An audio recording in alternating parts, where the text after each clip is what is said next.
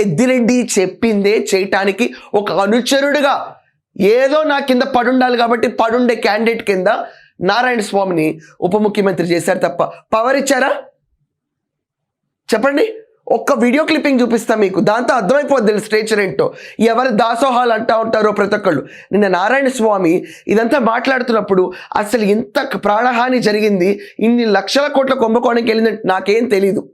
పై అధికారులు గవర్నమెంట్ వాళ్ళు ఎక్కడ సంతకం పెట్టమంటే అక్కడ సంతకం పెట్టారు. నువ్వే కదా పై అధికారివి, ఎక్సైజ్ మంత్రివి, ఉప ముఖ్యమంత్రివి, సంతకం ఎలా పెట్టామంటే కూడా నాకు తెలియదు ఎక్కడ పెట్టానో అని చెప్పే పరిస్థితి. The reckless government. ఎవరికన్నా ఒక బాధ్యత ఉందా? ఎక్సైజ్ శాఖ మంత్రిగా ఉండి ఇంతమందికి ప్రాణహాని జరిగింది, పోతే గవర్నమెంట్లో డబ్బులు పోతే పోయినాయి, జనాల ప్రాణాలు పోయినాయి. ఇక్కడ దానికి సమాధానం ఏం చెప్తాడు ఎక్సైజ్ శాఖ మంత్రి అని ప్రతి ఒక్కరు ఎదురు చూస్తారు.